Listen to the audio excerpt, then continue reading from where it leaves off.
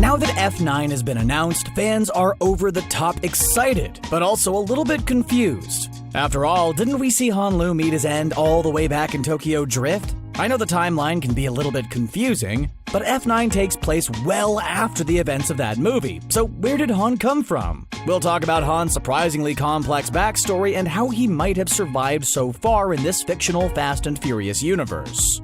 Did you know that the first time we saw Han wasn't in the Fast and the Furious? If you missed his first appearance, I'll tell you where to look to catch up.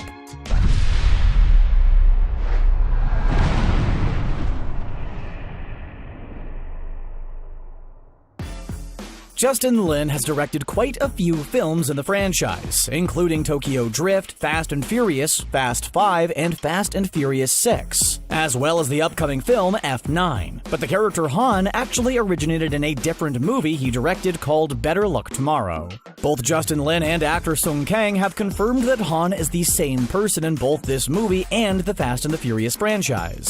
But in the first draft of the script, he was nothing like the Han fans are familiar with. According to Lin, he knew Kang was perfect for the role of Han, but convincing him to take the part was not easy. At first, the character was written as a stereotypical wannabe thug, and Kang was desperate to audition for another part instead. But Lin was convincing, and the two of them worked out a backstory for Han that made him more than a gangster and didn't rely on Asian stereotypes. Better Luck Tomorrow is a crime drama loosely based on the actual case of Stuart Tay, who lost his life at the hands of his classmates. In the movie, Han is revealed to have a cousin named Virgil, and they join some others in stealing tests and selling cheat sheets. Yeah, compared to the Fast and Furious movies, this might not be quite as exciting as some of the heists, but hey, it was profitable. The group also branches out into other crimes, like selling stolen goods and illegal substances, as well as making a name for themselves. Han eventually takes the blame for the cheat sheet scam thanks to Virgil's carelessness, and repays his cousin by beating him up.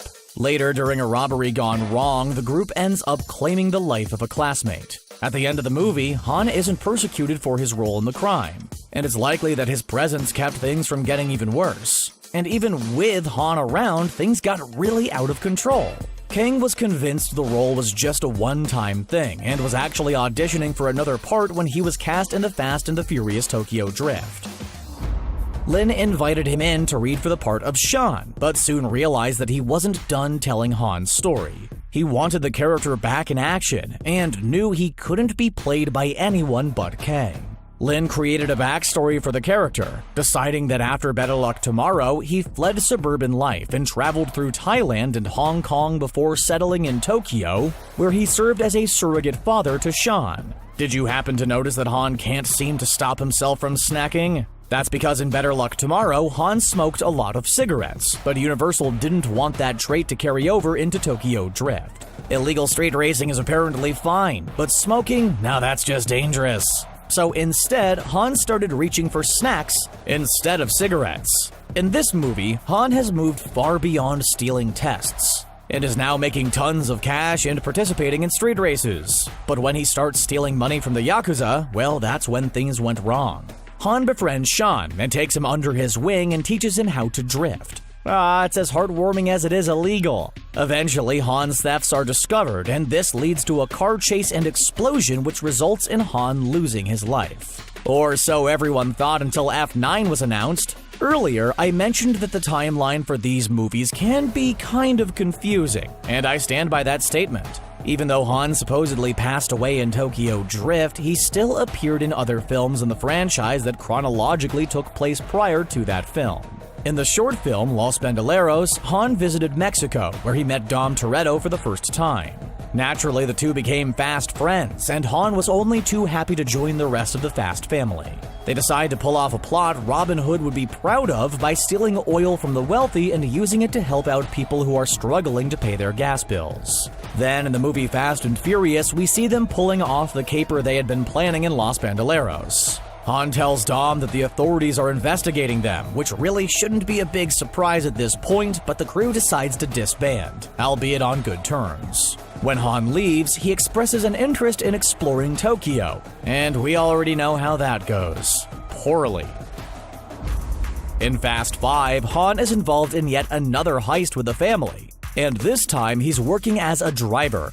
He becomes romantically involved with a woman named Giselle, played by Gal Gadot, and they end up on a trip through Europe together funded by their ill-gotten gains. But their love story doesn't last long. And during Fast and Furious 6, Giselle sacrifices herself to save Han, an act which understandably devastates him.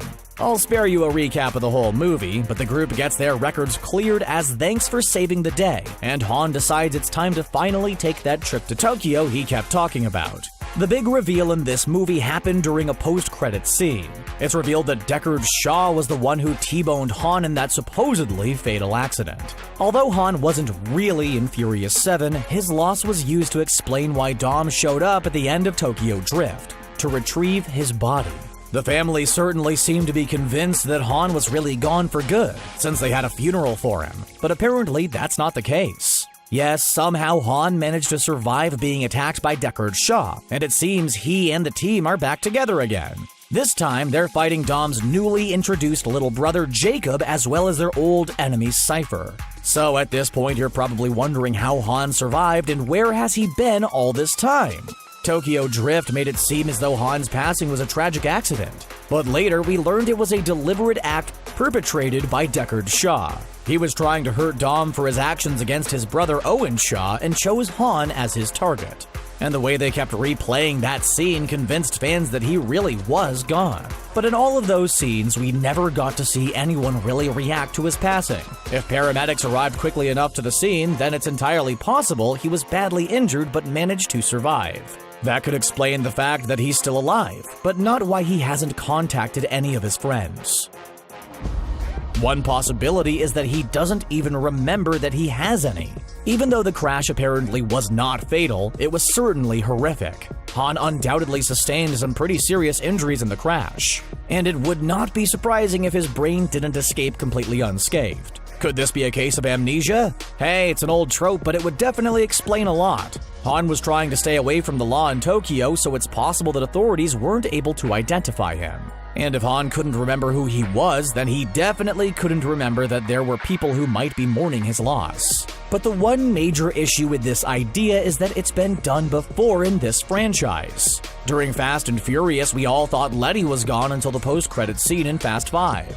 Then in Fast and Furious 6, it was revealed that Letty was alive and was suffering from amnesia, hence why she hadn't contacted any of her family. I just can't see them trotting out the exact same plot device to explain away Han's absence. It's possible that letting his friends grieve was preferable to putting them in danger. Han was not only a criminal, but one who ran afoul of the Yakuza. Maybe he believed that his loved ones would ultimately be safer believing that he was gone. After all, he saw his beloved Giselle sacrifice herself to save him. It's entirely possible that he didn't want to see any more of his loved ones hurt themselves on his account. According to Kang, he wasn't upset when he learned that Han was going to lose his life in Tokyo Drift. He believed that losing Han would have an important impact on the group and cause them to change in ways they simply couldn't if he was still around. So if you felt dumb for thinking Han was gone, don't worry. The actor playing him did too. Maybe in the fictional universe, Han believed that staying away would be helping his friends somehow, even if they didn't realize it. He's clearly back on Dom's side in F9, or at least that's how it appears in the trailer. So if he ditched his friends for years, there has to be a good reason. It's not like he pulled off this scheme so he wouldn't have to share his snacks with his pals. The wreck definitely looked horrible, so it's possible drastic measures had to be taken to save his life. In the spin-off Hobbs and Shaw, Brixton Lore had received some amazing cybernetic implants that made him a powerful enemy. Maybe Han is still alive, but does he have all of his original parts? Or did he receive some upgrades? One thing I'm hung up on is the tagline "Justice is coming." Many fans felt like Hobbs and Shaw was a slap in the face to Han, since Deckard Shaw was one of the main characters and apparently, everyone just forgave him for hunting down Han. They kinda glossed over the whole thing in a way that didn't seem to fit in with the rest of the franchise. Is Han suddenly being alive just a ploy to calm the fan base and ensure a sequel to Hobbs and Shaw? After all, out of all Deckard's crime, that was the one that bothered fans the most. Is Han coming back the only way Deckard can be forgiven and move on with the franchise? Will that be the only way Han is able to get justice? There are a lot of questions surrounding what happened to Han, and I can't wait to see the answers in F9. Everyone makes a big deal about the Marvel Cinematic Universe, but let's take a moment to appreciate another fictional universe with a ton of content. Yes, I'm talking about the world of the Fast and the Furious. And since F9 is coming out, it seems like a great time for a refresher course on the timeline. There's been a lot of action and adventure in the franchise, so I don't blame you if you struggle to keep all of those car chases straight. Let's take a look at the timeline and how all of your favorite films fit in.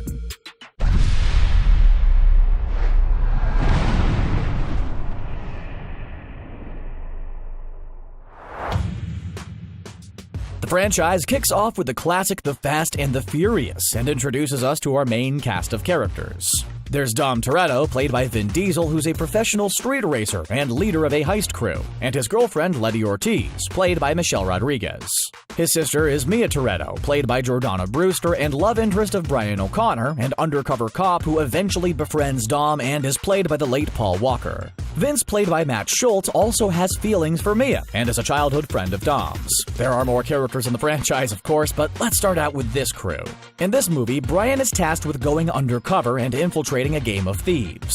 These guys have been stealing millions of dollars worth of merch from big rig truck drivers in LA, and he's going to shut them down. He makes contact with Dom and eventually finds himself genuinely charmed and won over by his charisma.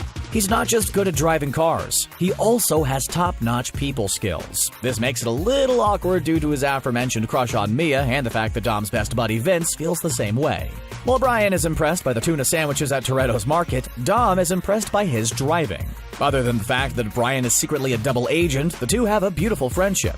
Eventually, Brian comes clean to Dom and they end up having one last quarter-mile race. Well, supposedly. Because Brian ends up letting Dom go instead of arresting him, so he can be free to race another day. Next up is the turbocharged prelude for Too Fast, Too Furious. Wow, that's a long title for a short film. This prelude was meant to bridge the gap in time before The Fast and the Furious and Too Fast, Too Furious. It helps to explain how Brian went from being an undercover cop to being a fugitive street king in the relatively short amount of time between these two movies. It introduces a new character simply called Girl, played by Minka Kelly, who unfortunately never appears again. But she helps give Brian a ride despite the fact that he's a very well-known wanted man. Eventually, Brian finds himself in Miami, Florida, where the next feature-length film takes place. I'm not gonna say that Too Fast, Too Furious is the worst film in the franchise, but only because I believe in letting people have their own conclusions. But if you weren't the biggest fan, well, you're not alone. In case you tried to forget about it, let me just give you a quick recap during what went down. As you probably guessed, it kicks off with Brian in Miami having fully transformed from law enforcement officer to major player in the street racing scene. He's teamed up with Tej, played by Ludacris, to maximize his notoriety and earning potential. Things are going fine and dandy until he gets arrested by the Miami Police Department. Oh, and they bring him down by firing an electronic harpoon into his car. Don't you just hate when that happens? But luckily for Brian, his former colleague Agent Bilkins, played by Tom Berry, also returned for this sequel to The Fast and the Furious. He wants Brian to go back undercover, since it worked so well the last time, and take down a local criminal organization run by Carter Verone, played by Cole Hauser. The idea is that if Brian succeeds, his criminal record will be wiped clean, and everyone will just forget about the police department deploying an electronic harpoon.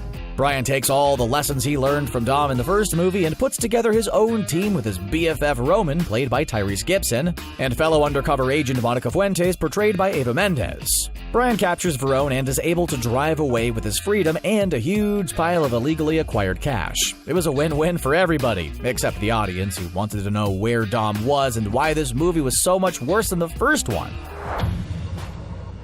Next up is another short film, Los Bandoleros. Even though it's not very long, it at least has Dom in it, which is more than I can say about the last movie. Basically, it helps fill in the gaps about what he's been up to since The Fast and the Furious, and acts as a prelude to the next full-length film, Fast and Furious.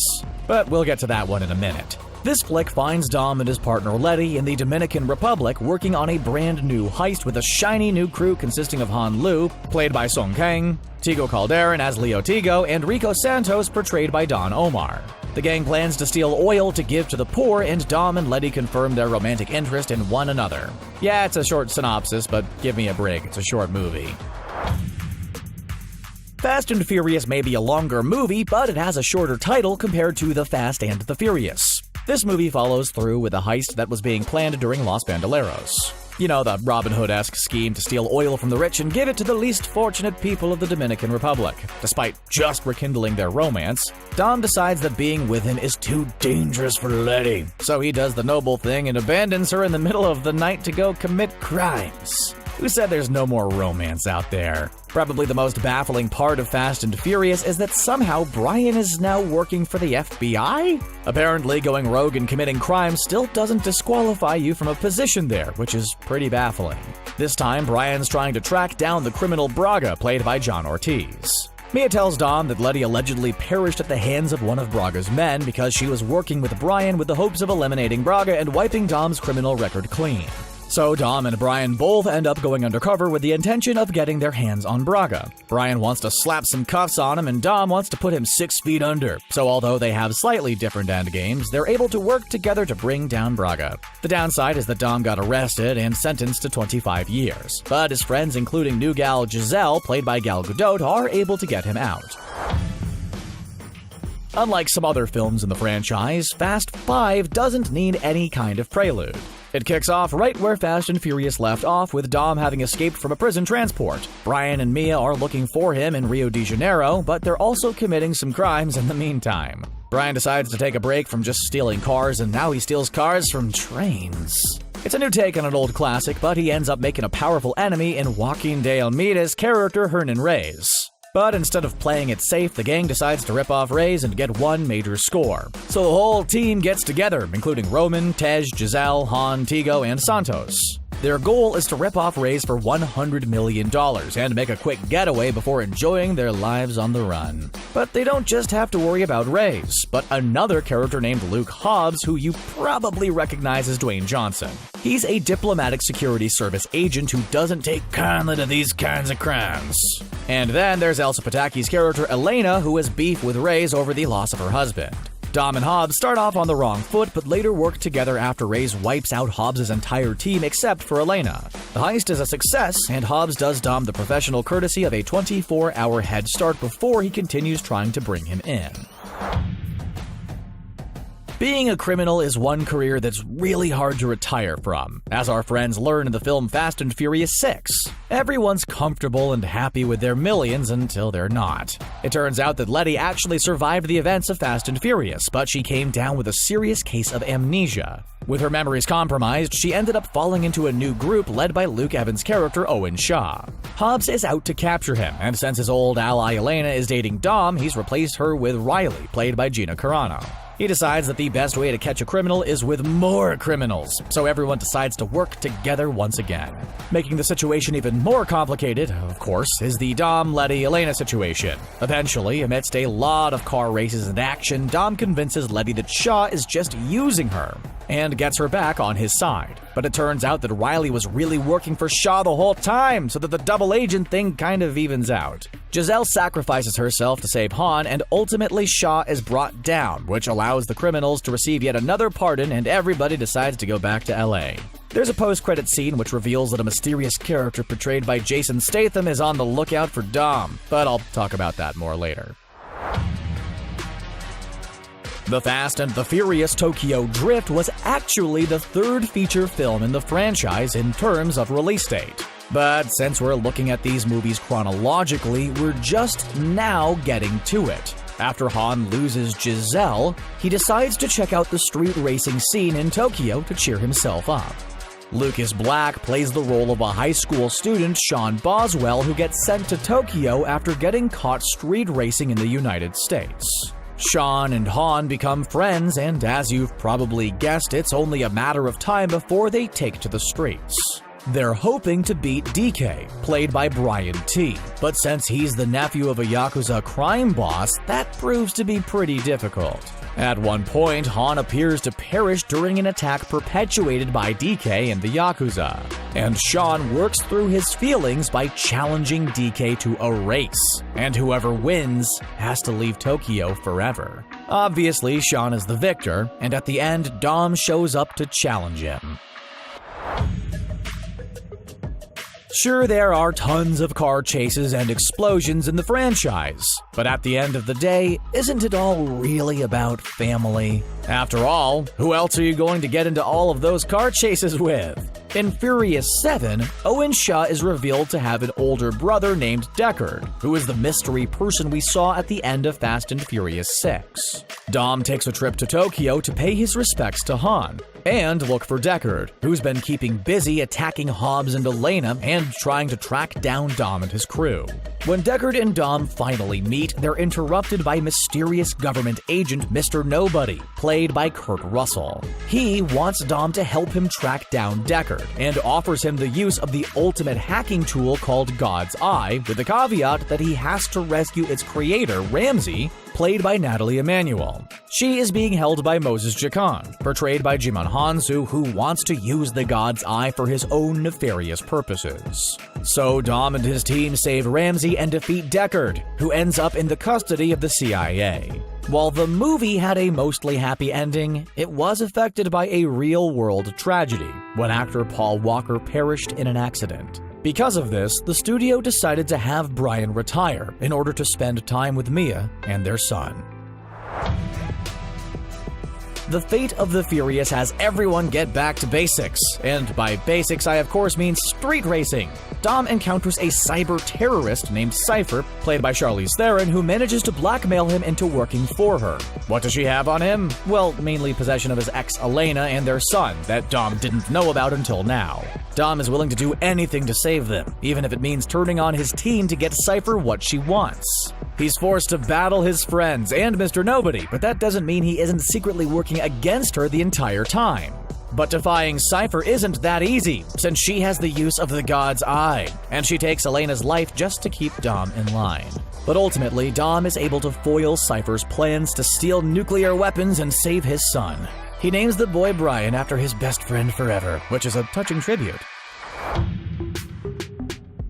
Yes, there are tons of movie in this franchise, but there's also a spin-off called Fast and Furious Presents Hobbs and Shaw. And if you like spin-offs, you may be excited to know that there's a new one in the works.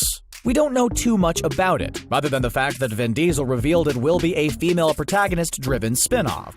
Actress Michelle Rodriguez once threatened to leave the franchise entirely if it didn't start showcasing more female characters, so it's possible that played into the studio's decision. But that's something I'm sure I'll be talking about in a couple of years when this list of films is even larger than it is now. Hobbs and Shaw, of course, has Dwayne Johnson reprising his role as Luke Hobbs. There's also the return of Deckard Shaw and the introduction of his sister, Hattie Shaw, played by Vanessa Kirby. Hattie and her team of agents try to get the super virus known as Snowflake away from the terrorists at Etion. The good news is that Hattie escapes alive and with the virus, but the bad news is that her whole team is destroyed and also the virus is inside of her. Luke and Deckard are forced to work together to track down the virus and thus Hattie. The three are labeled as traitors by the Etion-controlled media. The only way to destroy the virus is to either destroy Hattie, which is quickly deemed less than ideal, or steal an extraction device, which is the route they pursue.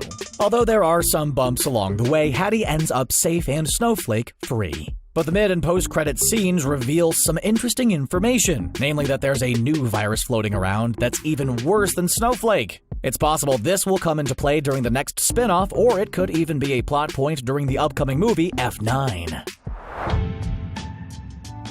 F9 is set to hit theaters in May 2020, and promises to pick up where the Fate of the Furious left off. Of course, characters like Dom, Letty, Roman, and Tej will be back, as well as Mia, who isn't quite as retired as Brian. But surprisingly, Han is back because it turns out that he survived the events of the Fast and the Furious Tokyo Drift. Oh, and it turns out that Dom and Mia have a brother named Jacob Toretto, portrayed by none other than John Cena. Instead of getting into street racing, Jacob decided to go for being an assassin, and now he's working with our old friend Cipher. There are a few questions that will need to be answered, such as, how is Han still alive? And how are they going to explain away Brian's absence? Is he babysitting the kids while Mia's off fighting crimes? I know I'm not the only one looking forward to finding out the answers to these questions, and seeing some more car chases, of course. The fictional Fast and Furious universe is undeniably pretty crazy already. People regularly defy the laws of physics and survive stunts that no mere mortal should be able to pull off. But despite all the chaos, there are some fan theories out there that are even more unbelievable than what we've already seen on the big screen. Today we're going to take a look at some of these ideas that are so crazy they might actually be true. If you're afraid of F9 spoilers, you might not want to take any chances. But if you're feeling bold, let's take a look at how wild things could get.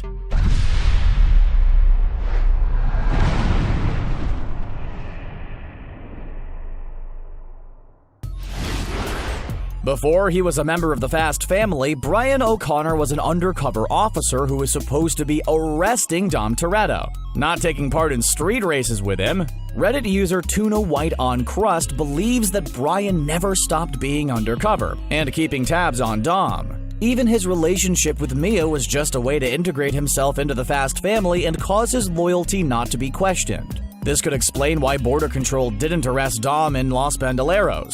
They received word that Brian was on the case and trying to get him for something bigger. This all sounds nuts, but it could help explain a seemingly big plot hole concerning the fourth film, Fast and Furious. Why would the FBI hire Brian after he went rogue? It doesn't make sense if he was just an average officer. But if he was really an expert undercover infiltrator, then suddenly this hiring decision seems more rational. This theory could also help explain why Dom has escaped so many situations with Brian's help. When Brian rescued Dom from a prison bus, why was there no police escort to make the process more difficult? It's almost like everyone was in on Brian's plan and hoping that by releasing Dom, they would ultimately capture more criminals. Speaking of other criminals, let's take a look at Deckard Shaw. For a long time, he's been loathed by many fans for taking the life of Han in the Fast and the Furious Tokyo Drift. Not only did he apparently take out Han, but it seems like everyone just forgave him for it. But now that we know Han is apparently alive in F9, maybe Deckard can finally be universally redeemed. Not only is he not someone who destroyed Han, but one fan theory believes that this character is much more than he appears. Reddit user ConnorWS15 noticed some surprising similarities between Deckard Shaw and Frank Martin from The Transporter. Obviously, they're both played by actor Jason Statham, but could they be the same character who goes by two different names? They're both talented at hand-to-hand combat and driving dangerously, so it's possible that Frank Martin was a code name. Unfortunately for fans of this theory, these characters don't share many similarities other than their skills. But in a world where Han is still alive, clearly anything's possible. If the Fast and Furious franchise and The Transporter happened in the same universe, it wouldn't really be too surprising. But there is one possible crossover that might change the way you binge Netflix forever. Reddit user NoCut12 theorizes that the Fast and the Furious movies and the NBC sitcom Parks and Recreation take place in the same universe. Just think, if Andy Dwyer had made the police force, maybe he could have worked alongside Brian. In Fast 5, we saw some news footage about Brian helping Dom escape from police custody, and this segment was hosted by none other than actor Jay Jackson, who plays Perd Hapley on Parks and Rec. Jackson has played a news reporter on Scandal, The Mentalist, and In the Real World. According to this theory, Perd improved his articulation and scored a better job outside of Pawnee, Indiana, where Parks and Rec takes place. Having one actor appear in two different roles isn't unheard of, but the fact that Jackson keeps playing a news reporter is interesting. After all, would it really be that crazy if these two franchises existed in the same universe? Jay Jackson was clearly born to be a reporter, but was Dom Toretto not born but created? In 2010, the rights for the Terminator franchise were up for grabs, and Universal was hoping to scoop them up until the bidding got too high. It's thought that Universal wanted the rights in order to combine the action-packed world of the Terminator with everyone's favorite fast car franchise, the Fast and the Furious. It might have sounded kind of crazy at one point, but when Brixton Lore's cyborg self was introduced, that kind of changed the game. Some fans believe that it was Dom Toretto that Universal wanted to transform into the Terminator, or reveal that he had been one all along. In fact, many think that Dom is secretly a cyborg, and it just hasn't been officially revealed yet.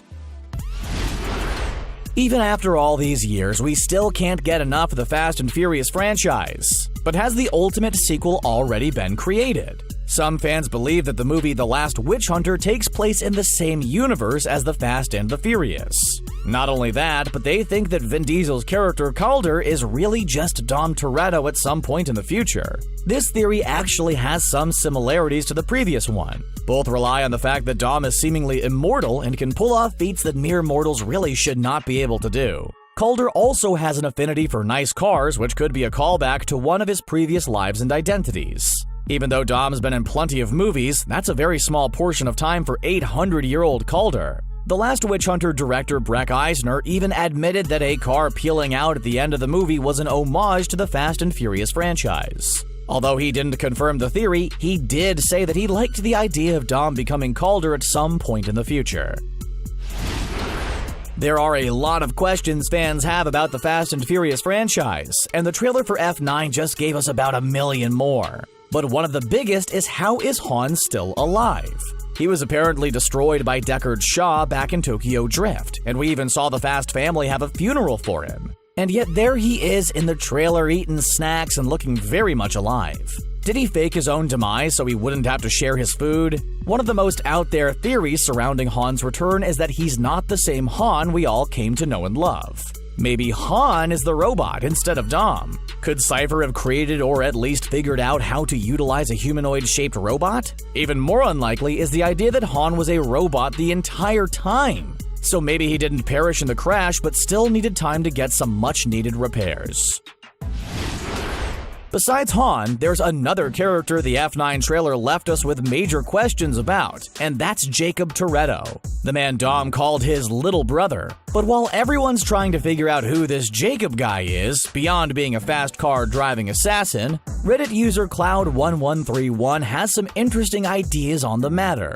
In The Fast and the Furious, there's a scene which shows a pretty rough photograph of Kenny Linder, the man Dom blamed for the loss of his father. Is it just me, or does he kind of look like John Cena, who plays Jacob Toretto? Is it possible that Jacob isn't Dom's biological sibling? And there was more going on with that fatal car crash than we thought? Something had to have caused the estrangement between Dom and Jacob, which means there's definitely more to the story here.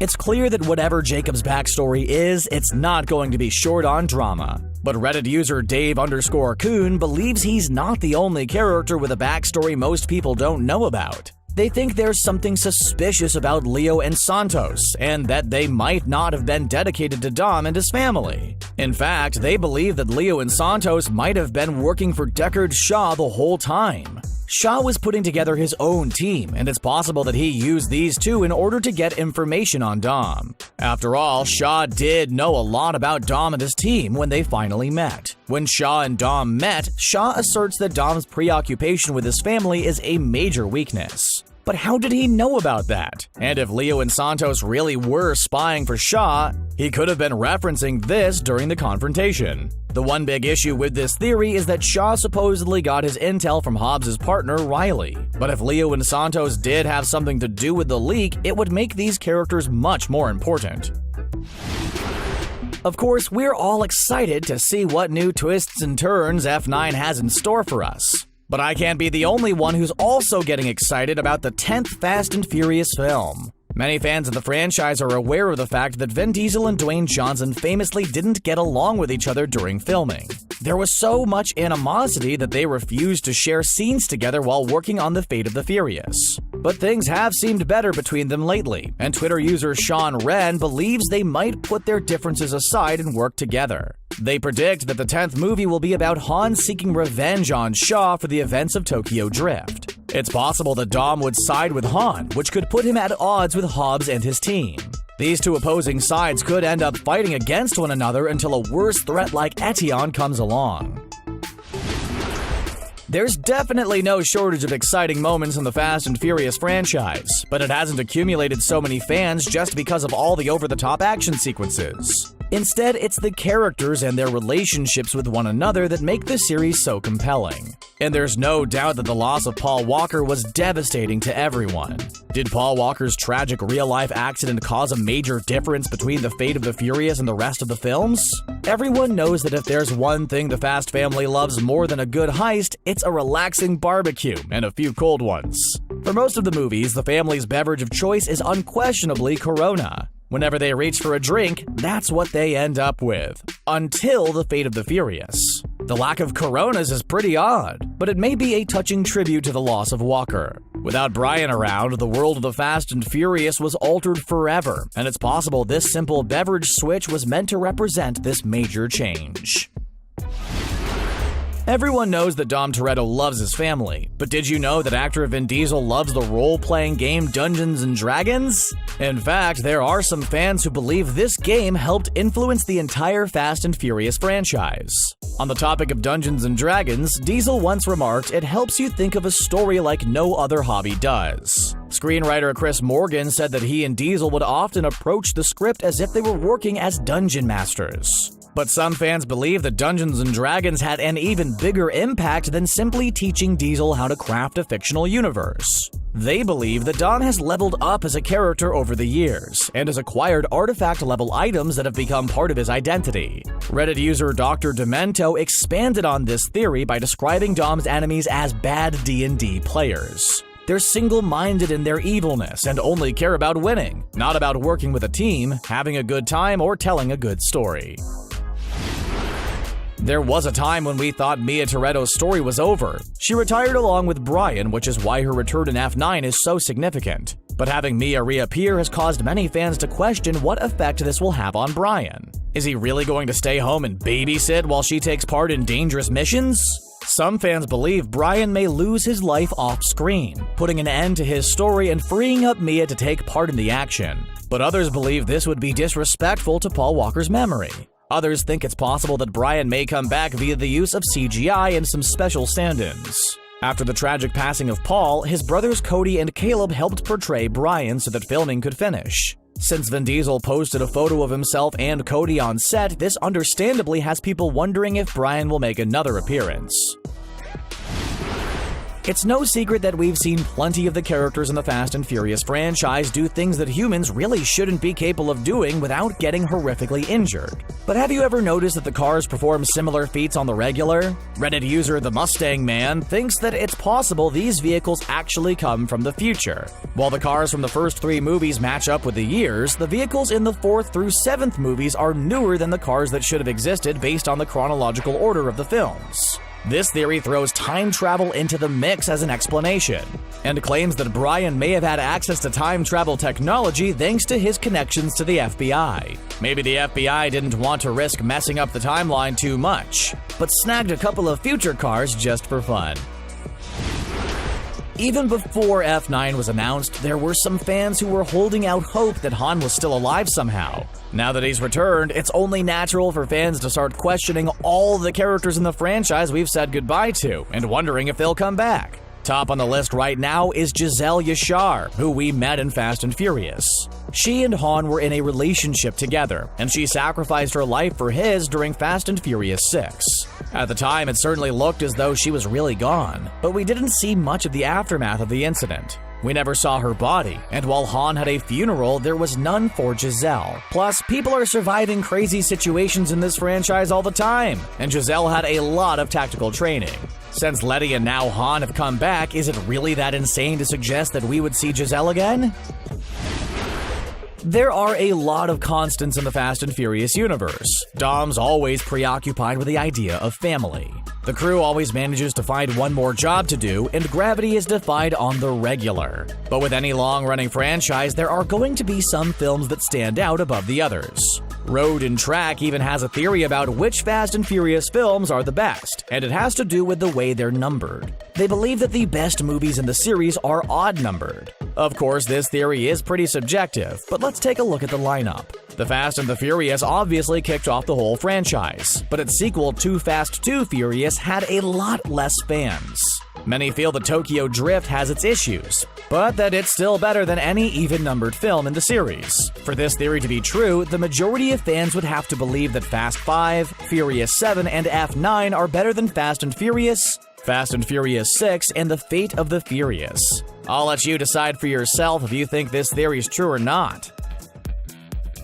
We're 9 feature-length films deep into the Fast and Furious franchise, and we're just now meeting the brother of Dom and Mia Toretto. But since Jacob Toretto is being played by John Cena, he's probably been there the whole time. We just haven't been able to see him. Let's take a look at who his character is, and how his actions might affect the rest of the Fast family. Considering how much everyone else sticks together, there has to be a big reason why Jacob doesn't get along with his siblings.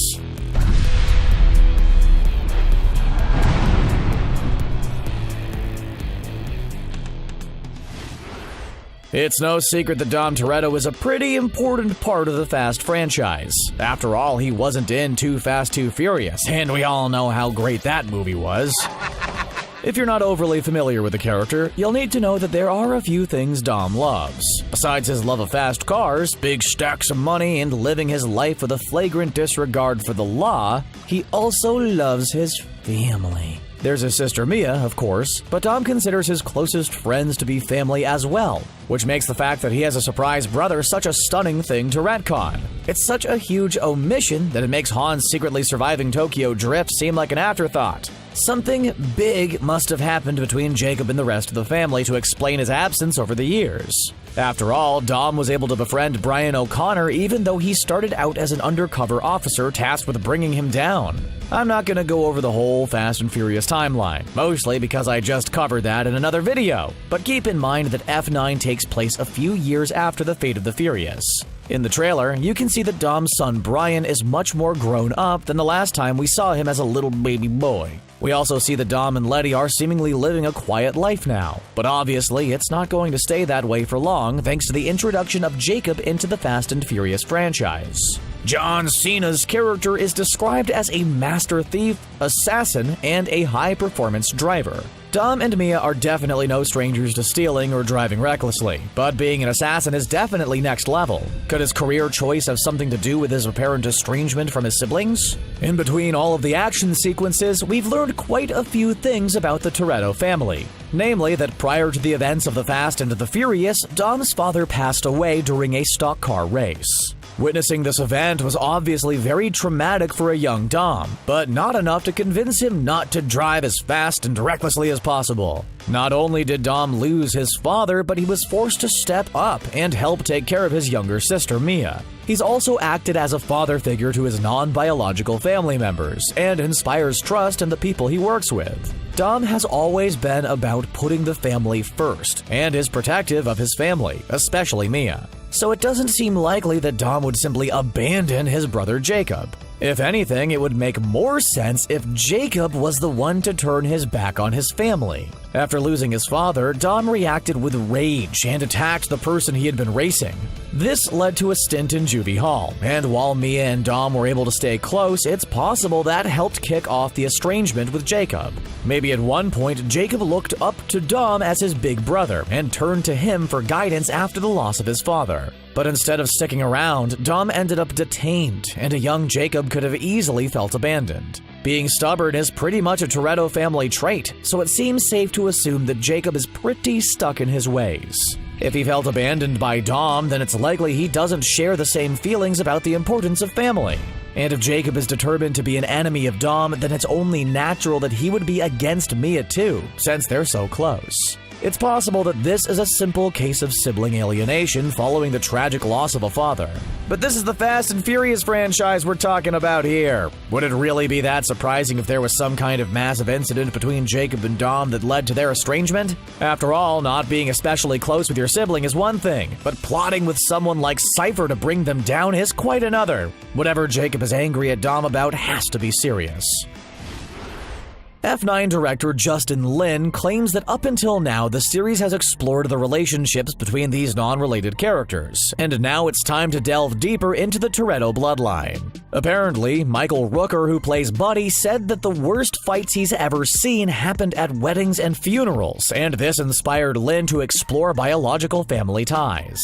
In the trailer, Dom refers to Jacob as his little brother, and Letty confirms that he's Dom's brother. But what about Mia? Is it possible that Dom and Jacob share a biological father but were born to different mothers? If so, this could explain why we haven't heard about him up until now, and why he has such a, let's say, strained relationship with Dom. We all know Dom is big on not giving up on family, so it seems like this feud almost has to be two-sided at this point. It's clear that Jacob got crossed off of Dom's Christmas card list for a reason, and given his feelings towards family, it was most likely something big. Dom is rarely on the right side of the law, but being an outright assassin seems way too far for him to go. But Jacob clearly has no problem with it. It's possible that prior to their estrangement, Jacob went too far and saw violence as a solution more often than not. If Dom won't even let people eat barbecue if they skip church, you can probably imagine how well he would have taken his own brother openly defying him. In the trailer, Letty gives little Brian Dom's necklace to protect him against what's coming, but it's not clear what exactly he needs protection from.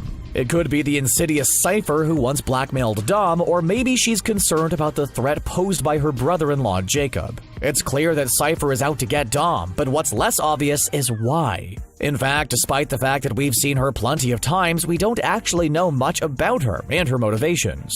We don't even know her real name. Is it possible that she and Jacob are connected somehow? They definitely have something in common, and that is a desire to take down Dom. Obviously, Cipher and Jacob are in cahoots with one another, but we don't know the details of their plan quite yet. It seems like they both have a serious grudge against Dom, which doesn't bode well for the Fast family. After all, Cipher managed to blackmail Dom and destroy Brian's mother Elena all on her own. And now she has the help of an assassin who's also Dom's brother. Things definitely aren't looking good for our favorite street racer right about now. Cipher and Jacob teaming up against Dom is definitely exciting, but even more surprising is Mia coming back. She was romantically involved with Dom's former friend Brian, but his character was retired after real-life actor Paul Walker suddenly passed away in an accident. So in Furious 7, Brian and Mia supposedly retired and lived happily ever after with their children. The fact that Jacob's appearance is bringing Mia out of retirement and forcing the studio to explain away Brian's absence is definitely intriguing. It's clear that Jacob is going to be a major character, and his relationship with his siblings will be at the forefront of the story. If Jacob is making connections with people like Cipher, then it's likely he's been working mostly alone. After all, assassin isn't really a job which involves interacting with coworkers, and the new people he does meet don't survive if he does his job right. We do see him working with some other people to attack an underground bunker set up by Dom and his crew, but that doesn't mean they hang out with each other on their off hours. It'll be interesting to see if Jacob has any close friends of his own, or if he really is a lone wolf, and thus the complete opposite of his brother. Everyone in the Fast family credits Dom with keeping them together and helping them out when things are bad, but that goes both ways. Dom's always had people to rely on during challenging moments in his life. If he didn't have that support, it's possible he could have turned out very differently. Jacob could be a cautionary tale of what it's like to go through life forming few friendships and refusing to rely on anyone but yourself.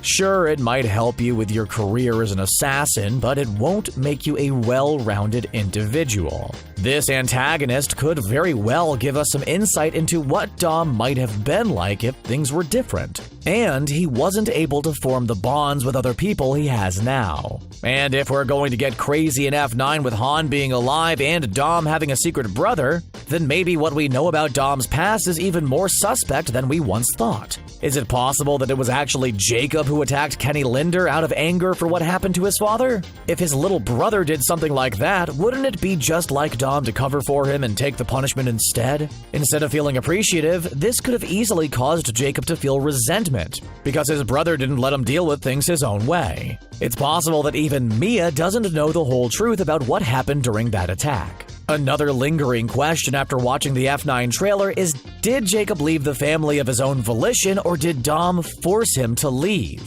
It's hard to imagine what Jacob could have done to get Dom to turn on him, but it's entirely possible. Maybe he thought that Jacob's violent tendencies could endanger Mia and everyone else, so he did what he felt he had to.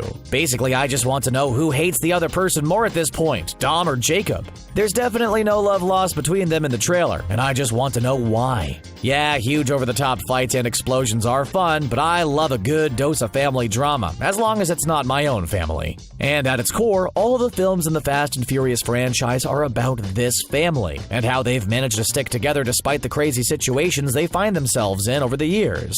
Will Dom be able to work through whatever's going on between him and Jacob? Or will he fail to make peace with this member of his biological family?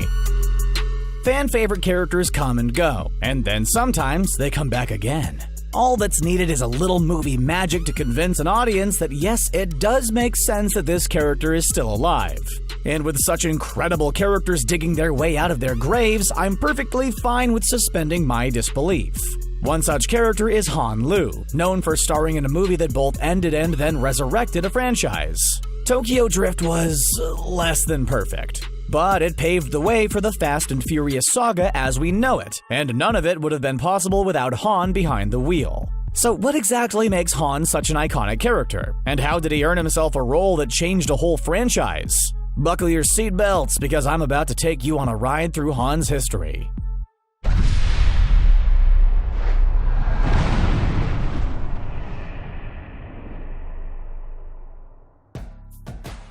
A character would have to be an absolute icon for a franchise to completely change its timeline just to keep them around for a little bit longer, right? Well, in the Fast and Furious films, there's one character in particular that worked his way into the hearts of fans and earned himself the ability to be resurrected not once, but twice. He sometimes goes by the name Han Solo, and yes, that is an homage to the famous Star Wars rebel leader. From a passionate fan movement to shocking twists that made him vital to the film's foundation, it's no surprise that Han is one of the most unforgettable characters in the Fast franchise. Before he was known as Han Solo, this Fast and Furious racer was known as Han Lu. His first ever appearance wasn't actually in a Fast and Furious movie. That's right, the character is so iconic that he transcends franchises. His debut was as a hardened teen in the 2002 film Better Luck Tomorrow, where he's a petty criminal who's had a tough life. Han was originally set up to be a one-film appearance kind of guy for the Fast franchise, but Sung Kang's spectacular acting in the role earned him some staying power. The Fast and Furious Tokyo Drift, released back in 2006, introduces Han as a racer who allows Sean Boswell, portrayed by Lucas Black, to borrow his car for a drift competition. The race against Drift King Takashi results in a nearly totaled car for Han, but it paves the way for Sean and Han to start developing a friendship. However, the sweet start to Han's story doesn't last long. Han's connections to Takashi start to cause trouble when Takashi's uncle learns that Han has been stealing from him. Han is forced to hop in his car to escape the gang, but his vehicle's T-boned by a mysterious driver. Han's car rolls, he's trapped in the debris, and then the whole thing blows up, marking the very bitter end to Han's short-lived story arc. Or so we thought. Perhaps it was lucky for Han that Tokyo Drift received a mediocre box office haul and middling reviews from fans and critics. In fact, other than a quick appearance by Sean in Fast and Furious 7, Han would be the only character from the film to work his way into a major role in the rest of the franchise. While Tokyo Drift came very near to being the end of the series, the movie instead inspired a whole new direction for the franchise that turned this third installment into a prequel film. The series was retconned, and the next few films would feature Han as a part of the crew, at least until the timeline caught back up again. But in his extended stay, Han had some great moments in the series that proves he's earned the right to resurrection. For the 4th, 5th, and 6th installments of the Fast franchise, the timeline got a major reboot so that Han could appear uninjured and pre-accident. Through his total of 4 film appearances, a lifetime of events occur for Han. Starting with 2009's Fast and Furious, Han is brought into the main series as a member of Dom Toretto's team. Fans know that the Fast saga is about more than fast cars, it's about family. So with his reintroduction to the series, Han is able to show us all that he's more than a high-speed driver. He's a good friend with a soft side. He does what he can to help his crew out of trouble, and he's also a bit of a romantic. In Fast 5, he becomes a full-time member of Dom and Brian O'Connor's gang, and meets Giselle Yashar, played by Gal Gadot, before she was busy whipping villains into shape as Wonder Woman. Han is taken in by her attitude and charisma. Their love story is one of Han's most touching and memorable moments, but it seems like the racer is cursed with abrupt endings. Giselle sacrifices herself in Fast and Furious 6 in order to save Han from one of gangster Owen Shaw's henchmen. At the end of Fast and Furious 6, Han takes off for Tokyo to mourn the loss of Giselle. Fans knew that this meant that the films had finally caught up to Tokyo Drift, and it would be Han's final moment in the Fast saga. And sure enough, Dom goes to Tokyo in Fast and Furious 7 to pick up Han's remains. And Han's chapter in the series is seemingly closed. But Han's no stranger to major reveals. First, he was surprisingly reintroduced in Fast and Furious to the delight of many fans. Then, his story arc and untimely demise got a major twist. Fast and Furious 6 revealed that Owen Shaw's brother, Deckard Shaw, was the mysterious driver who T-boned Han's car as revenge. And just like that, Han's entire story arc came full circle. Of course, Han is just too important not to leave a lasting mark on the series. Fast and Furious 7 finds Dom and his crew looking for revenge on behalf of Han, and fans appreciated that. But fan delight was short-lived when Deckard Shaw was forgiven? The Fast and Furious spin-off Hobbs and Shaw depicts Deckard as a bit of an anti-hero, but not totally irredeemable. In fact, Jason Statham plays the character so well that he's pretty much a Fast and Furious fixture at this point. But loving Statham's role makes me kind of feel bad, since he's responsible for the loss of an icon. So you'd think Dom's anger at him would last longer than one film, right?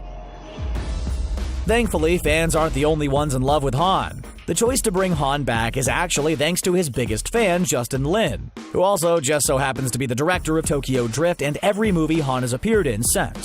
Luckily for Han fans, Lin is also the director of the upcoming Fast and Furious 9. Lin thought his opportunity to direct the Fast films was going to end with Tokyo Drift, but like Han, the director's skills and idea for a timeline-shifted series let him maintain his seat behind the wheel. In an interview with MTV, Justin Lin explained that Han is a very special character for me.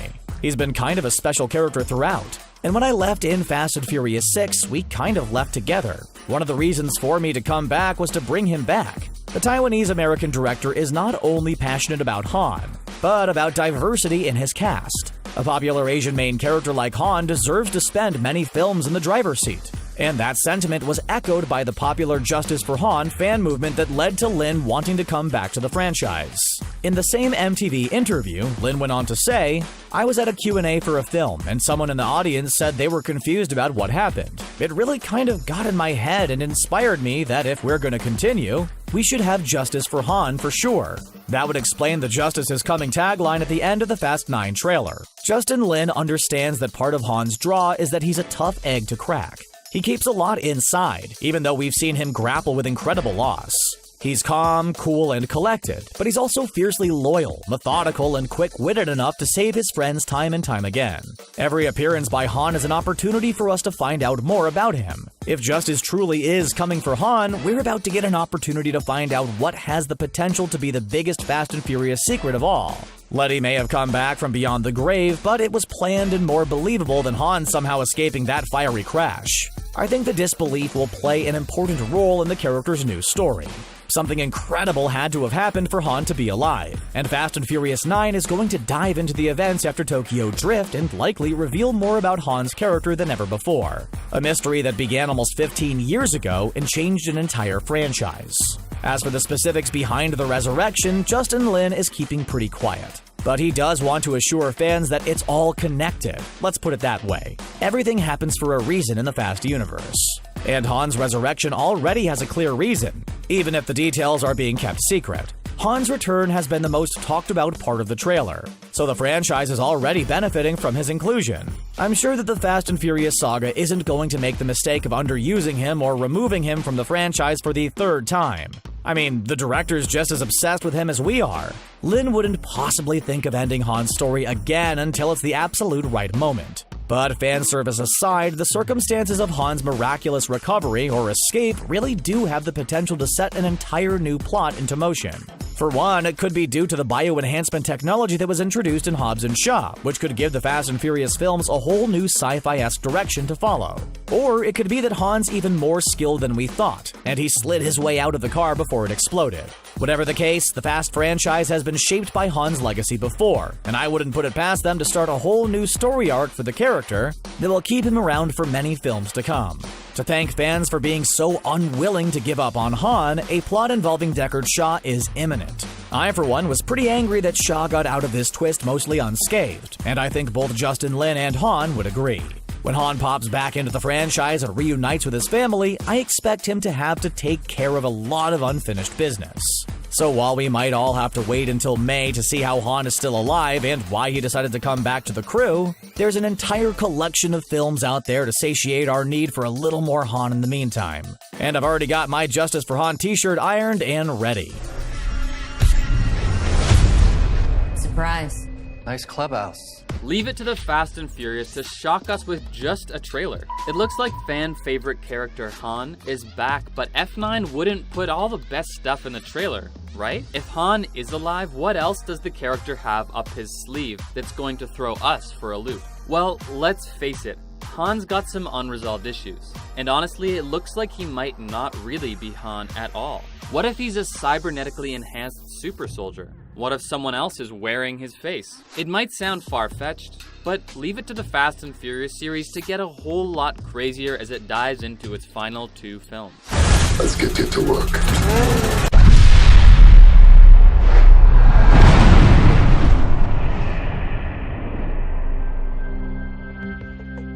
So what does it mean for our favorite Fast family if Han isn't just good guy Han anymore?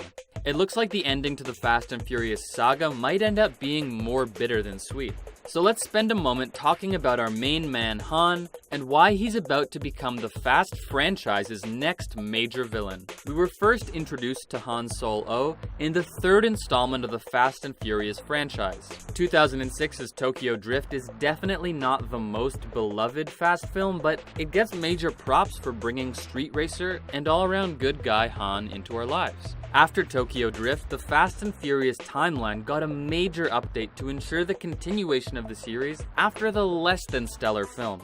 No, I mean, not where you live. Where'd you come from? Does it really matter where I'm from?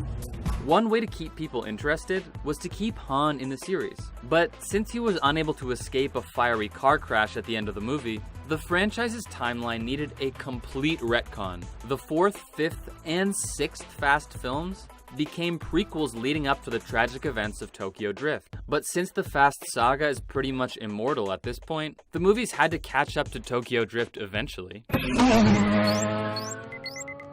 Fast and Furious 7 and 8 were sadly lacking Han, but Universal knows when they have a good thing going for them. So now Han is inexplicably back for Fast and Furious 9. I know, we're all super excited to see good guy Han reunite with Dom and his family. But there's a good chance that Han won't be quite so friendly with the crew in F9. Director Justin Lin, who has directed every movie featuring Han, is keeping pretty quiet about the circumstances surrounding the character's return. But one thing is for sure, the resurrected character has a lot of grief and trauma to deal with now that he's back. And honestly, he might not even be Han anymore. But I'll get to that part later. So will Han be Fast and Furious 9's new major villain? Let's discuss. Han has proven his loyalty to Dom and the family. He hasn't given us any reason to believe he would ever turn on the crew. But whatever events led to him being alive again could have definitely messed with his emotions, or even his brain. Not to mention that Dom and the crew have done some not so nice things during Han's absence that would make anyone more than a little bit upset. Right before Han lost his own life, he lost the only character in the series that he's ever had serious romantic feelings for. Gal Gadot is busy defeating bad guys as Wonder Woman now, but don't forget that she was once a major part of the Fast franchise as Giselle Yashar, a savvy street racer who eventually became Han's girlfriend. But in Fast and Furious 6, Giselle sacrificed herself to save Han from Adolphson, one of criminal Owen Shaw's henchmen. The loss really affected Han, who avenged Giselle by taking out Adolphson himself. The pair had planned to move to Tokyo at the end of Fast 6, but instead Han took the trip, well, solo. And then presumably he got into that fatal car crash. The family even had a funeral for him. Now, we can't entirely blame Dom for what happened to Giselle, and Han is way too rational to try to get revenge on a friend for an accident. But grief can do a lot to a person, and it's entirely possible that Han has trouble looking at Dom now that Giselle is gone. However, this is only the beginning of a much bigger issue. Han is likely a little upset at Dom about Giselle, but he's a whole lot more upset about someone else. And that someone is Deckard Shaw. At the end of Fast and Furious 6, we find out what really happened to Han when his car was T-boned in Tokyo Drift and he got trapped in the wreckage. It turns out that the vehicle's mystery driver was Deckard Shaw, played by Jason Statham. Shaw wanted revenge for what the crew did to his brother Owen, and sadly, Han ended up being the victim. We all hated Shaw after that. Our beloved Han gone? Unforgivable, except Dom doesn't seem to share our beliefs. Sure, sure Dom and the others weren't happy with the revelation, but then Shaw kinda just gets forgiven. He and Dom aren't besties by any means, but Deckard Shaw became kind of an anti-hero. He even got his own spin-off movie in Hobbs and Shaw, which co-stars Dwayne "The Rock" Johnson as Luke Hobbs. The movie did well, so I guess a lot of us forgot our animosity towards the character. But that didn't stop the hashtag Justice for Han from trending on Twitter and starting a huge fan movement that demanded the character get a third chance in the franchise. It looks like we won. Han is getting another shot at being in the Fast films, and since the character is out for justice, it makes sense that he'll try to go up against Deckard Shaw. And sadly, that might mean he has to go up against Dom and his family too. The major piece of evidence that Han will be taking on Shaw is the "Justice is Coming" tagline that appears at the end of the film's trailer. Director Justin Lin is very supportive of the Justice for Han movement. Not surprising since he created the character. He even wore a Justice for Han t-shirt during filming. So it's entirely possible that Han will have issues with both Shaw and Dom during F9. Han seems like a pretty understanding guy, but even he isn't above getting insulted by this kind of betrayal. Do you think Han should forgive Dom? Drop your thoughts in the comments. It's hard to imagine Han really turning into a villain, but the Fast and Furious has set up some pretty incredible technology that could be Han's secret to 1, being alive, and 2, becoming strong enough to enact his revenge. If you think back to Hobbs and Shaw, you'll probably remember that secret shadow organization known as Etion. In the spin-off, Idris Elba plays the very well-named Brixton Lore, a former MI6 agent who got some insane body modifications courtesy of Etion. The mysterious organization believes in improving humanity by merging people with machines. You're not the man I know. I am way better. It's some crazy stuff, but it introduces an entire new path for the Fast and Furious franchise, and it makes Han's return a lot more plausible. Perhaps Etion brought Han back using their advanced cybernetic enhancements. Etion may have even been directly responsible for pulling Han from the car wreck. While Han was injured, the organization could have messed with his brain a little to turn him against Dom. Or maybe they have some leverage. If Han's alive, it's possible that other characters could be brought back as well, like Giselle. If Etion has her, she would be the perfect bargaining chip to get Han to do what they wanted, like take down Dom and his family from the inside. It's also possible that Etion isn't involved at all. Since Hobbs and Shaw has officially introduced cybernetic enhancements to the Fast and Furious movies, there could be other organizations using this type of advanced technology. The possibilities are endless now that the Fast saga is getting a little sci-fi. But what other insane tech could have been used to bring Han back? Let me know what you think down below. This brings me to the next theory. What if Han isn't Han at all? Actor Sung Kang is definitely returning, but who says he has to be playing Han? If cybernetic enhancements are possible, then so are incredible disguises. Let's say that Han really did lose his life in Tokyo Drift. An even bigger twist than bringing him back as a villain would be bringing him back as an entirely different person. So what if the Fast franchise is taking a page from Mission Impossible movies and using Han's face? And really, what better face for a villain to steal than Han's? Dom and the crew trust him, the fans love him, and he's a major scene stealer. If this is the direction F9 chooses to go, then it looks like the movie's biggest villain might be hiding right under Dom's nose the entire time. That would make for some pretty intense moments between the two characters. Of course, I want the real Han back, so getting an imposter Han could be a bit disappointing, but this twist would throw fans for a loop and accomplish bringing back Han without completely erasing what happened to him in Tokyo Drift. Plus, the Fast and the Furious is a huge action franchise now.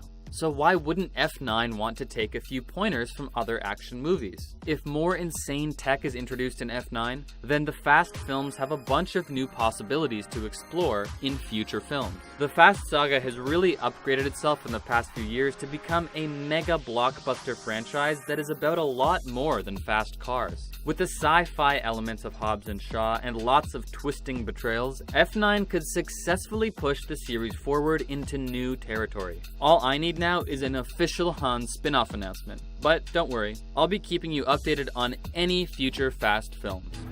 Get in. This is the moment when you realize that anything and everything could happen in the Fast and Furious franchise. When cars go all Tarzan, the impossible becomes mundane. And so it's not too surprising that Han Lu is back from the dead. Justice for Han! But how is he alive? One doesn't just walk off a car explosion.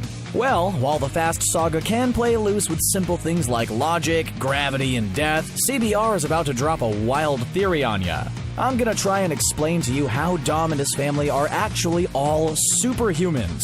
So strap in and get ready to activate your NOS, because we're about to go on one crazy ride.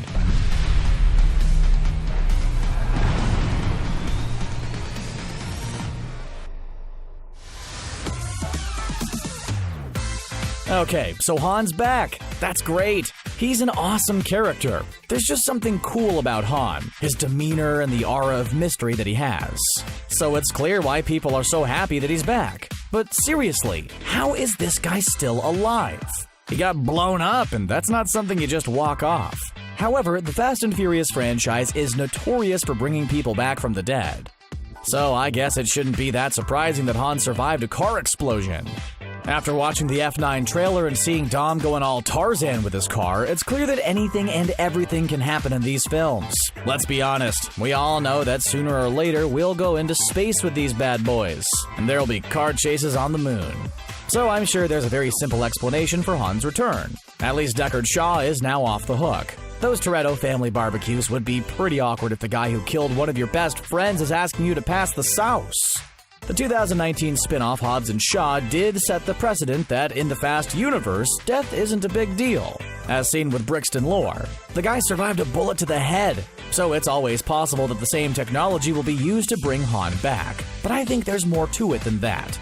The Fast saga came a long way since the simple days of quarter-mile races and stealing DVD players. Now it's about stopping evil organizations and saving the world. That's kind of part of the charm for these movies. But what if there's more to it? What if there's a way to not only explain Han's return, but also explain all the other miraculous events in the Fast and Furious franchise? What if there's something that turned Dom and his family into superhuman beings? To explain this crazy idea, let's go back to Hobbs and Shaw, which was this franchise's official jump to science fiction. Brixton Lore was a cyber-genetically enhanced super soldier who worked for a secret organization known as Etion. In the movie, Etion tried to use the Snowflake, a virus that they created and programmed to wipe out all the weak humans and augment the strong ones into enhanced superhumans. It's possible that the Snowflake virus wasn't the first time Etion has tried to achieve their goals and create superior humans. What if Dominic Toretto and the rest of his family are all enhanced superhumans themselves? Okay, I know, this is wild and crazy, but after seeing the Tarzan car part in the F9 trailer, is this really that far-fetched? And so, let's roll with this idea. In the early 2000s, Etion created some type of super-enhancing serum that can turn people into superhumans. Kind of like the super serum that turned Steve Rogers into Captain America. If Etion wants to wipe out the weak and create a world with only the strong, the best way to achieve that is by natural selection and evolution. The way this serum works is that it pretty much turns you into a mix between Captain America and Wolverine. It's a type of bioengineered super serum. Your body becomes much more durable, allowing you to take a lot more damage. You also develop an advanced healing factor that allows you to survive deadly injuries. So let's take Dom for example. He somehow survived an exploding plane, driving off the cliff, flying his car through 3 towers, and even a nuclear missile. Not only is Dom still alive after all of that, but he usually comes out of it with barely even a scratch. Every time he was near death, the serum kicked in, healing his injuries and enhancing his body. Since Dom faced death so many times, the super serum kept evolving him, turning him into exactly what Etion wanted: the perfect genetically engineered superhuman. That's not to mention how this car mechanic by day and street racer by night became the world's best hero. Sure, you can just say that it's what the Fast movies are all about. Forget about rules and logic. These films don't care about such silly things. It's about fast cars and cool action scenes. But what if there's more to it? Think about it. Dom isn't the only member of his family that faced certain death on numerous occasions and somehow survived. Pretty much every member of his team faced death at one point or another, and most of them came out of it just fine. Letty survived certain death, and after that, she became a lot more skilled, to the point that she was able to beat Ronda Rousey in a fight. Tej started out as a mechanic and a street racing organizer, and somehow he turned into a world-class hacker and a highly trained fighter. Even Roman, who's pretty much the team's joke, turned into the next 007 in the Fate of the Furious. The serum doesn't only enhance your body and give you rapid healing, but it also enhances your mental capabilities. With the serum evolving you, you become much more intelligent and you develop incredible skills that make you the perfect super soldier. And you know what this means? It's only a matter of time until they bring back Giselle. Gal Gadot is Wonder Woman after all. Now, I'm not saying that everyone who faced death became superhuman. Etienne would clearly target only those they consider to be worthy. So they'd want people who constantly stare at the face of death and are willing to go to extremes and risk their lives. Considering what an asset street races are in the fast world, it makes sense that Etienne will try to augment such risk takers. But of course, street racers aren't the only superhumans in this world. It's clear that skilled people such as Luke Hobbs and Deckard Shaw have the serum in their system as well. And it's obvious Etienne will target soldiers, spies, assassins, and more. After Shaw almost killed Hobbs in their first fight, Hobbs not only survived his fatal wounds, but he healed super fast. The guy literally flexed out of a cast. And following this, Hobbs pretty much became Superman. This is how Han might have survived. With a super serum in his system, a little car explosion isn't a big deal. And we all might finally learn about the serum in F9. Well, at least I'll dream about it every night until May 22nd. I know, I'm overthinking this way too much. These movies are over the top. They're not meant to be taken seriously. They're just fun, silly action flicks. The heroes can do superhuman things because that's what these films are all about. There's no super serum. True, but did I mention the car going all Tarzan in F9? I think I might have once or twice. Let's take a look at superhero movies for a second. When Captain America holds back a helicopter with one arm, nobody blinks an eye, since we know that Cap has super strength. When Wolverine heals from any injury, we accept it, since we know that's how his power works, so it's all good. It's easier to accept the fantastic when the rules are clear. Superheroes can do super stuff because they're superheroes. You're not distracted by the silliness of it all, which is one of the things that can at times hurt the fast movies. When you see something like this happening, it's a bit hard to just accept it and enjoy the ride. But if we know that these characters are in fact superhumans, it removes all of that. These movies are a long way from being about simple street races. In fact, even the street races are now over the top. With science fiction playing such a big role in Hobbs and Shaw, why not embrace it and go all in with it? It certainly made the film more enjoyable, and the superhuman angle will likely only benefit these movies going forward. Now, just to clarify, I don't want these films to turn into Marvel movies. We don't need capes or crazy superpowers. I don't want an alien invasion or Dom doing space races. These films are successful because they are mostly grounded in reality, and going too crazy with the science fiction might damage the Fast saga. And who knows, maybe this super serum is a gas that's released into the air every time street racers use NOS. Okay, I admit that sounds way too silly, but NOS made cars go pretty much into hyperdrive in the early movies, so you never know. NOS makes your car go turbo fast and turns you into a superhuman. Put that in an infomercial. We know that before Brixton Lore became the Winter Soldier, he was killed by Deckard Shaw. In fact, he was shot in the head. Etienne saved Brixton and turned him into the Black Superman. It's likely that Brixton already had the serum in his system, which allowed him to survive the annoyance of having a bullet in his head. What an inconvenience. However, it's very possible that Brixton is Etienne's next step in their plan to create superhuman soldiers. In The Fate of the Furious, it was revealed that the cyber terrorist Cipher was behind the events of both Fast and Furious 6 and 7. And who knows, she might be connected to Etienne as well. Etienne did hint that they have a history with Hobbs, likely referring to the events of the last 3 Fast movies. Whether or not there's a connection, Etienne must have seen what Dom and his family did, which made them realize that they need to counter their own creation. Beyond that, the elusive Mr. Nobody might have started using Dom and his team to save the world because he knew about Etienne's super serum. The guy clearly knows more than he lets on, and the best way to beat Etienne is with their own creations. Fight fire with fire and all that. This is why Etienne might have turned to cybernetic and mechanical implants. They needed to accelerate their process and create a new breed of super soldiers that could stand against the older ones. And this, of course, sets a cool possibility for Fast and Furious 10, which will be the final chapter in the main saga. If we learn about the super serum in F9, we could see an Avengers Endgame type of crossover event in the final installment, where Dom and his team go against Ation and their new breed of super soldiers. Whew, this is a lot to take in, I know, and I'm the first one to admit that this is very wild and unlikely. But again, that Tarzan moment in F9 might make anything possible. These films are pretty much a live-action cartoon. But you can't blame me for overthinking it. I might be wrong on this, but you have to admit that the superhuman angle has tons of potential and could set up so many awesome things in the future for the Fast saga. If there are two things the Fast and the Furious franchise is known for, it's fast cars and furious off-screen rivalries. When you've got all those egos bouncing off each other, there's only one cure. That's right, a big Civil War-style crossover. So let's see if we can't figure out how to make a Dom and Hobbs, Shaw and Han showdown work.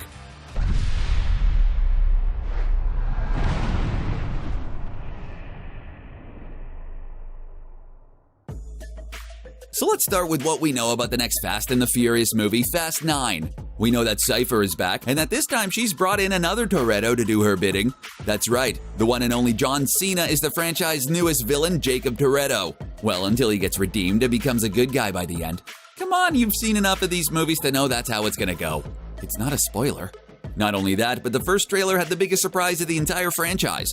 Han is somehow alive and ready to get back into the action. While this is all great for the Tokyo Drift fans out there, it also means that there's a score that needs settling. You see, the last we saw of Han, Deckard Shaw was standing over the fiery remains of him and his car. We don't know yet how he survived the explosion, but we do know that he'll be looking to meet up with the transporter himself. Naturally, the best way to give #justice for Han fans the showdown they so desperately desire is for a fast civil war. This would also be a great way to bring in the original franchise into conflict with Hobbs and Shaw. Let's just call it Fast vs. Furious. That seems like a title they'd use. Can we just start a #Fast vs. Furious thing and get it trending? That's basically all Hollywood runs on now, right? Twitter literally saved Han from a fiery car explosion, so we can bring The Rock and Vin Diesel back together. So if we had a great way for Shaw to be in the conflict, how would Hobbs be brought in? If Civil War is the template here, then both sides need a lot of high-octane fury to get the punches going. The perfect way to get Hobbs fired up is to involve his biggest mystery. What happened to his wife? Well, since F9 is bringing in the formerly evil assassin Jacob Toretto, they could take a page out of the Winter Soldier playbook. Maybe he's responsible for Mrs. Hobbs' demise, just like Bucky took out Tony's parents. Tell me it didn't give you goosebumps thinking about just how angry Hobbs would be about something like that. At this point, let's go ahead and just straight up pitch this Fast vs. Furious idea. If you're watching this, Vin Diesel, which you obviously are, as you're a huge CBR fan, my agent is available to talk. My agent is also me. So if this is a good old-fashioned civil war, then we gotta build both of these teams first. Let's start with Team Toretto. Of course, this will feature all the usuals: Letty, Han, Roman, Parker, Ramsey, Mia, and now Jacob. Now we're gonna have to get a little more creative with Team Hobbs. Luke and Deckard are the obvious ones who will be tasked with bringing Jacob in. Let's just say that the franchise brings back Hattie, Madam M, and Locke as well. How could you ever get enough Ryan Reynolds, huh? We also haven't seen Owen Shaw in a little while, so that would be pretty cool. This still leaves things a bit light for Hobbs, so let's bring in his brother Jonas, and probably his rumored other brother played by Jason Momoa. Because this movie just needs all the awesome muscled-up dudes it can get, this thing is about one Hemsworth away from exploding. Most of the first half of the movie would be about the two groups building towards a big showdown. There'd be lots of cool car chases that would escalate into the Fast and the Furious equivalent of the Marvel airport battle. So the basic plot here would be that Hobbs and Shaw get tasked with bringing in Jacob Toretto. It would be cool if they were given this job by Mr. Nobody. This would also be when Hobbs would learn that Jacob is the assassin responsible for what happened to his wife. This would supercharge Hobbs into action and explain why he would go after Dom yet again. After Hobbs gets his mission, we'd go over to the Toretto clan. This would either start with them doing a car chase of some kind or a big cookout. Those are pretty much their only two speeds. Maybe they're hunting Cipher after the events of F9. You know, assuming she makes it through that movie. Every civil war needs a Zemo. Maybe they globetrot to some random South American locale to track her down. Then while they're in the midst of battling whatever cool tech she's using now, Hobbs and Shaw will show up. Then things will get real as Hobbs tries to arrest Jacob, but Dom won't let him. You know that friendship the two of them worked so hard to build? Yeah, that's all over now.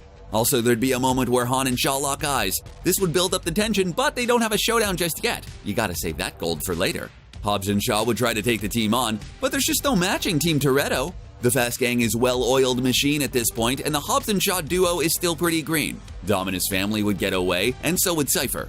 This is when Hobbs would have the realization that the two of them aren't enough to take on the Toretto gang. That's right, it's time to cue a cool team-building montage! Shaw would bring in Hattie, Lady M, and his brother Owen. Meanwhile, Hobbs would go back home to get his brothers. This would be the perfect time to introduce the potential Jason Momoa character. He'd basically be like Black Panther or Spider-Man in Civil War, a big scene stealer destined for his own franchise. Meanwhile, Dom and the gang are still on Cipher, while also dealing with the fact that Hobbs is after them again. It'd be cool if Dom had the heart-to-heart with Jacob about what happened with Hobbs' wife. It'd be cool to see the two brothers get a little real with one another. Maybe Jacob is ashamed of the event or doesn't really remember it. I mean, they've got to have some way of retconning it later, right?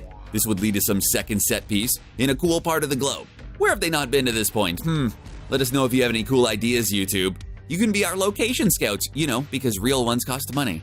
Then we would basically get a repeat of the earlier scene where Dom and his pals track down Cipher. Now though, they learn about her evil plan, and right before they get a chance to stop her, Team Hobbs arrives. This time they brought friends of their own. Now would be the best time for a cool chase scene, where all of Team Hobbs goes up against Team Toretto for the first time. Remember when Black Panther had that cool chase with Captain America in the middle of Civil War? It would have that kind of energy. Every Fast movie has to have one truly ridiculous car scene in it, where Dom and the gang does something that defies physics entirely. Something like that scene in the F9 trailer where Dom slingshots a car like he's Batman. This would probably be the time to drop that in. The Torettos can't get caught this early, so he'd have to do something truly crazy to get out of it. They'd get away, but maybe one of the gang gets caught. This would serve as the perfect bait for the big airport battle. Yes, this is all coming together. Hobbs would lure Team Toretto to some location where both teams could have it out. Hobbs would arrange a trade, their prisoner for Jacob. Maybe it's even at some sort of CIA facility that's on loan from Locke, who's just so happy to be a part of the gang. Maybe he's even a fan of Toretto's too from reading his dossier. How funny would it be to see Ryan Reynolds geek out over being a part of the Fast and the Furious movie in that meta Deadpool kind of style? Of course, you know what they'd have to do first. That's right, a montage where they soup up their cars. If they're going to have the most epic battle in Fast history, we need the most epic cars in Fast history. Dom would take Jacob to the facility, but of course, the gang has a plan of their own. They're gonna bust the captured member of Team Toretto out and take Jacob with them, which is also exactly what Hobbs was expecting. It's airport scene time, finally! It would be really cool for that to be a combination of vehicular combat and cool fights as the two teams work against each other. Letty versus Hattie would be an awesome hand-to-hand throwdown. It'd also be cool to see Locke take on Roman. How funny would it be to see a remake of the infamously silly fight from Too Fast, Too Furious with Tyrese Gibson and Ryan Reynolds? Let's be honest. As cool as it would be to have all the Fast characters battling it out, there's one thing that we're all here for: the big and brutal showdown between Han and Shaw. Seeing as Deckard is one of the fiercest combatants in the series, it'd be pretty hard for them to fight hand-to-hand. So let's start them off with a car-to-car showdown where both can show off their driving prowess. Han can run Shaw off the road this time, leaving him quite injured. This would give Han the edge to put the physical hurt on Shaw. Then just as he has the opportunity to finish it, he'll choose that it's not worth it. Han's a classy guy like that. So for the big final battle, we can't exactly have Hobbs take on both Dom and Jacob like Iron Man did Bucky and Steve. Sorry, Mr. The Rock Johnson.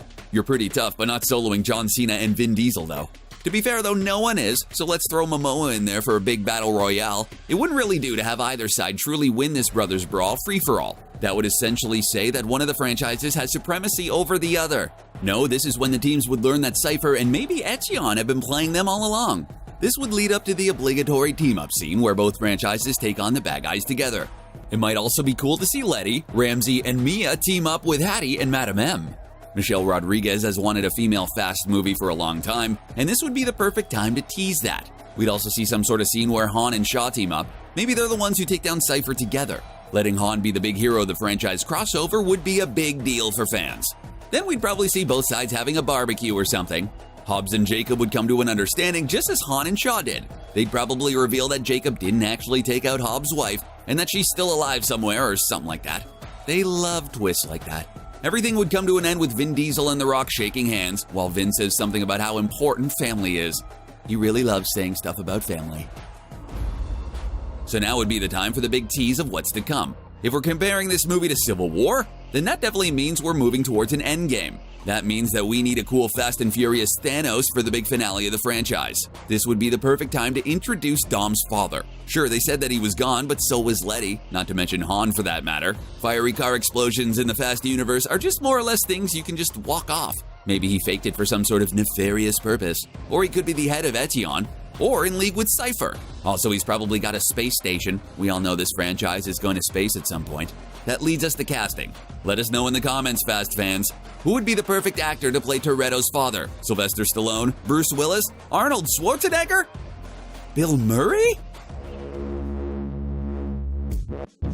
They began living their lives a quarter mile at a time, but at 9 movies, there's some quarter miles that might have gone unnoticed. The Fast and the Furious might be an unlikely franchise, but since the first movie raced into theaters, it spawned 8 sequels, a spin-off, and even a ride. With love like that going on, there are some things that slip under the radar, including things that might give us a clue about Fast 9.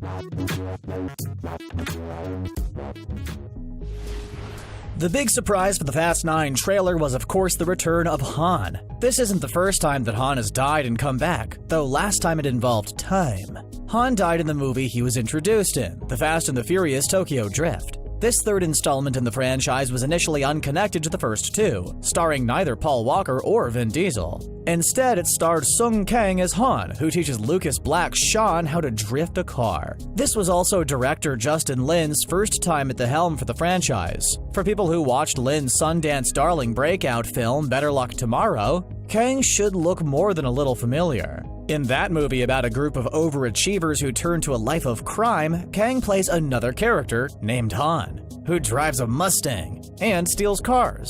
The 4 through 6 installments of the Fast and Furious franchise take place before Tokyo Drift, with Han's murder being the catalyst of the 7th. Somehow the team became cool with Shaw, Han's killer, by the 8th movie, prompting the Justice for Han hashtag. Lin has returned to the franchise to do just that, with a sly tease that Han Solo is not his real name and that maybe before he was drifting in Tokyo, he was stealing cars with some overachievers in California. There was more to Han's surprise reveal in that Fast 9 trailer.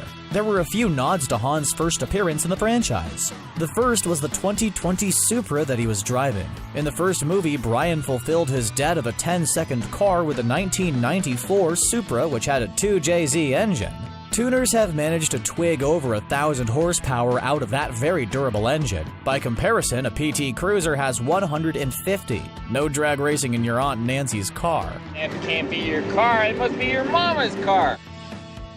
Similarly, in Tokyo Drift, Sean's Mustang gets a transplanted engine out of a Nissan Skyline for that final challenge. But what makes Han's 2020 Supra special isn't the engine.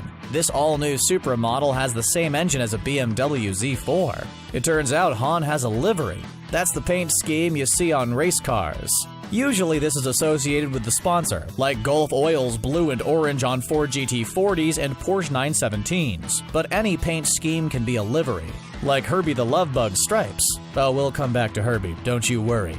The Supra he's driving has the same black and orange colors as the RX-7 he was driving when he was supposedly killed. One of the biggest tragedies of the Fast and Furious franchise was the untimely death of Paul Walker. Walker starred as undercover agent Brian, sent to find out who was hijacking trucks on the highway by infiltrating the underground racing scene in Los Angeles. Brian forms a bond with street racing guru Dom, who also happens to be leading the gang of hot rod highway thieves. The two bond, thus establishing the tradition of Fast and Furious bad guys becoming allies by the 2nd or 3rd movie. Walker appeared in every Fast and Furious movie except Tokyo Drift, going from undercover agent to member of Dom's family, a car-based heist team family. You know, family. After Walker's death, he was given a send-off in the series where his character Brian was allowed to drive off into the distance, giving up the life and raise his child with his wife, who also happens to be Dom's sister. That sequence played under a song written by Wiz Khalifa as a tribute to Paul Walker. The piano refrain can be heard in the trailer as Dom talks about giving up the life to raise his own son. It's not gonna happen because movies. Did you know that the people from the Fast and Furious franchise had careers before the Fast and the Furious? Of course you did. Look at that cast. They've done a ton of stuff. Just in case, though, some of them didn't want you to forget it. While Justin Lin has put perhaps the biggest stamp on the series, directing 5 of the 9 entries, the series didn't start with Lin. That honor goes to Rob Cohen. Rob Cohen directed another action movie in the 90s about Bruce Lee called Dragon, the Bruce Lee story. That happens to be the movie that everyone watches at the barbecue. The Boy Next Door, which he produced, also made it in the movie. Cohen's not the only one to display some career highlights. Dwayne "The Rock" Johnson plays Hobbs, the one-time for now ally of Dom's family. In the 7th entry to the series, Hobbs found himself in the hospital with a cast he apparently didn't need, because he flexes it off moments later. Before that, however, he's watching a football game, specifically one he played in as a member of the Miami Hurricanes, specifically him sacking someone. It would be hard to believe that anyone say Fast and Furious becoming the franchise juggernaut in its early movies. Certainly the stars of the series didn't see that as a thing they were interested in. Vin Diesel didn't return for the 2nd installment, and Paul Walker sat out the 3rd, with Diesel's cameo being added after test screening in order to connect it to the rest of the series. But while Dom left Brian to fend for himself in Miami, he did send a little bit of himself. Kind of. While Dom is most associated with Mopar muscle cars in contrast to Brian's preference for JDM or Japanese domestic market rides, Dom's first ride is a modified Mazda RX-7. It's a popular tuner car because of its unique rotary engine that uses rotors instead of pistons. Like a lot of the cars in the Fast and Furious franchise, Dom's RX-7 was recycled in Too Fast, Too Furious for Julius. It was painted orange. Get it? You get it. It goes without saying that the Fast and the Furious has some fancy driving in it. But I'm gonna say it, the Fast and Furious has some fancy driving in it. Sure, some of the stars are enthusiasts on their own and capable of a little right-foot heavy action, but when it comes to sliding a car around a tight corner in a parking garage with a cheering crowd, maybe it's time to call in the pros. In this case, that means Rod Millen and his son, Reese Millen, American rally and drifting champions. You can even make Reese out in some shots. TV host and drift and rally champion Tanner Faust also handles a lot of the fast action. In pursuit of the Drift King, Tokyo Drift employed its own Drift King and Japanese drift legend Keiichi Tsuchiya. He even appears in the movie as the fisherman laughing at Sean's attempts to learn the art of drifting.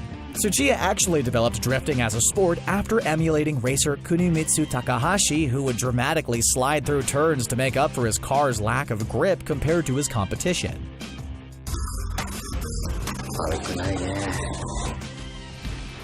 We know that cars can go from one film to the next within a franchise, but that's not the only way a car can end up in front of the camera in more than one movie. The '55 Chevy that Harrison Ford drove before he became a space scoundrel or an adventuring archaeologist in American Graffiti became the hot rod of a brooding James Taylor as driver in Two-Lane Blacktop. That's right, the guy who sung "You've Got a Friend" played a brooding street racer because the 70s were weird. Soft rock singer-songwriters have nothing on where Dom's Charger got around. After flipping at the end of the drag race in the first film, the Beaten Beast found its way into a much different car movie. That would be Herbie Fully Loaded. The junkyard the obstinate Beetle was hiding in also hides Dom's beaten Charger. When the team got their own tank in the Ripsaw tracked vehicle, it was familiar to at least one family member. The Ripsaw was also featured in the G.I. Joe Retaliation, which starred The Rock. There's another brief nod to Dwayne Johnson's other roles when Shaw calls him Hercules, which The Rock played. Of course he did. Just look at the guy. It seems now as the franchise adds star after star that everyone wants to be a part of the Fast and Furious franchise. Dwayne Johnson, Jason Statham, Charlize Theron, Kurt Russell, and now John Cena. Who doesn't want to be in a Fast and Furious movie? Well, you already know. The stars of the series themselves at first. After Vin Diesel sat out Too Fast, Too Furious, Paul Walker sat out Tokyo Drift. While Justin Lin set up the movie to be completely separate, moving the title to cover unconnected street racing stories, that didn't test well with audiences. So the studio returned to Vin Diesel for that cameo at the end, connecting Tokyo Drift to the rest of the series.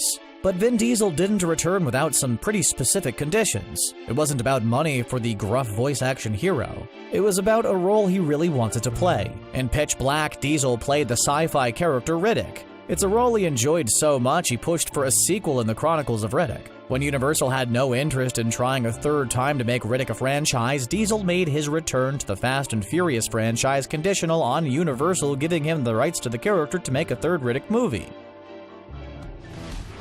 Maybe you've been wondering what a movie about street racers turned heist team has to do with comic books. Well, let me make the case. The family has driven cars out of planes, raced a submarine, and Hobbs and Shaw even fought a super soldier Idris Elba in Fast and Furious Hobbs and Shaw. The franchise has gone beyond hot rod hijackers and moved into superhero territory, mostly in how people refer to Dwayne Johnson. He's called the Hulk and Captain America by other characters, and he's in one of their phones as the Samoan Thor. Not enough? Alright, there's more. There was even a bit of synchronicity with another franchise, the X-Men.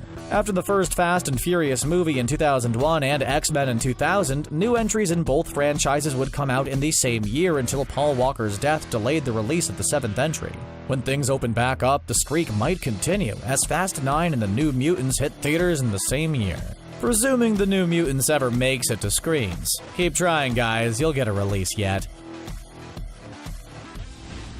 Over the course of 8 movies and a spin-off, there is bound to be some moments that have some meaning to the characters and audience alike.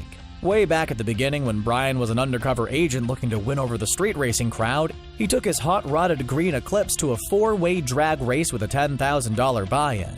In place of the $10 grand, Brian offers up his car in return for Dom's respect. While Brian may have almost had him, Dom wasn't particularly impressed with Brian's drag racing skills, but his runaway from the cops in a car with a blown head gasket skills did the trick. In The Fate of the Furious, Dom finds himself in Cuba facing a new set of street racers. Dom takes a page out of his former rival turned brother and offers Pinks to get in a drag race. That is, Pink slips for ownership of the car. Of course, Dom wins, but like with Brian, he lets him keep the car and instead takes the respect of the driver.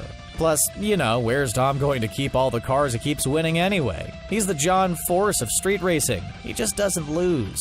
That's right, the winningest funny car racer is named John Force.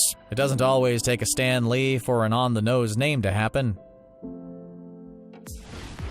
It's no secret that the stars of the Fast and the Furious franchise love their cars both on and off screen. And just like Chris Hemsworth slowly collecting prop Mjolnirs from every Thor appearance, the Mjolnirs of the Fast and Furious family have either found their way into the garages of the stars. That's particularly true of Paul Walker, whose personal Skyline was used in the film. In fact, a lot of the cars that appear in the series belong to Walker. That includes the shop truck in the first movie, the Ford F-150 Lightning. The Lightning was a factory hot rod version of the venerable F-150 that has a bit of a cult following as one of the early examples of what has become the more common sport truck segment. Walker's personal collection recently sold in part at auction, including his movie star Celine S7 and his collection of lightweight BMW M3s for $2.3 million. Walker wasn't the only one to lend his ride to the movies, though. In the first and second film, there is a Ferrari F355 that appears, and in one scene races our stars. The driver and owner of that car is none other than the producer himself, naturally a car lover as well. Vin Diesel wasn't the only part of his cameo that had to be coaxed into the movie. His ride was a Plymouth Roadrunner. The Roadrunner was Plymouth's attempt to return muscle cars to something affordable and fast by offering a less appointed version of the GTX. If you're thinking, I wonder if it has anything to do with the Roadrunner cartoon, you're right. Plymouth paid Warner Brothers $50,000 for the likeness and the meep meep sound of the horn, which was achieved by modifying the horn off a Volkswagen Beetle. Dom's specific Roadrunner came from a reality show build. There are numerous shows where colorful builders restore and modify old cars. Dom's came from a show called Rides, and was part of the conditions for his cameo. The car was auctioned off in 2017 through Mecum Auctions for $75,000. That's not before the Roadrunner made a few more appearances in the franchise, though, including a stint chasing down a villainous Shaw through the streets of Tokyo. We get to see the Roadrunner in the last half of the scene from Tokyo Drift where Dom talks to Sean. Before the Model T, there were really only two kinds of motorists: well-heeled individuals buying exclusive coach-built cars and craftsmen building their cars from scratch. Henry Ford came along with an affordable car built by an assembly line of workers who made enough to buy one. The Model T became one of the best-selling cars of all time. Aside from popularizing the automobile, it also became the foundation of the hot rod scene. After World War II, teenagers could buy discarded Model Ts, strip them down, and put modern engines in them, creating the first hot rods. Naturally, something like that is going to have a lot of mythology built around it. One of those myths is Henry Ford's intractability regarding options. Legend has it that Ford said of his Model T that, "You can have any color you like, as long as it's black." That wasn't true though. Model Ts were offered in a range of colors. But when Brian makes the scene after saving Dom from the police, he offers Brian any beer he'd like, as long as it's a Corona. That nod to Henry Ford wasn't the only nod to car culture in the franchise. The title itself is a reference. Legendary movie director Roger Corman made his own The Fast and the Furious back in 1954. Just like its modern counterpart, it involved criminals and racing. In this case, a man on the run who forces a woman racing or Jaguar to let him use the transcontinental race to escape the police. The series paid homage to Grease in the Cuba race with the flag girl between the cars. That shot itself was a tribute to hot rod movies from the 50s. For more modern references, Tej employs a wrecking ball to take out some of the cars chasing his friends in Fate of the Furious. The scene is reminiscent of the wrecking ball sequence in the remake of Gone in 60 Seconds. When Dom's car is harpooned from all four corners, that's reminiscent of Hitman Agent 47, where a red Audi is harpooned in an intersection the same way. By the time the franchise reached its fifth installment, the idea of simple street races was long gone, and the era of wild car heist had begun. With each movie, the level of the car stunt action increased more and more. For the sixth movie, that meant that the team was dragging a vault through the streets, trailing it behind Dodge Chargers like a wrecking ball. Since it wouldn't be safe to have a vault just hurling itself all willy-nilly behind the stunt cars, they had to come up with a way to control the vault. The Fast and Furious crew solved it the way the Fast and Furious cast would. With cars, of course. Inside the vault was a truck that was steering the vault around, making the vault's movements predictable but still acting as a wrecking ball. Those are some Easter eggs and secrets of the Fast and Furious franchise. How do you think Han will come back? Let us know in the comments and make sure to subscribe to CBR for the latest videos. Thanks for watching.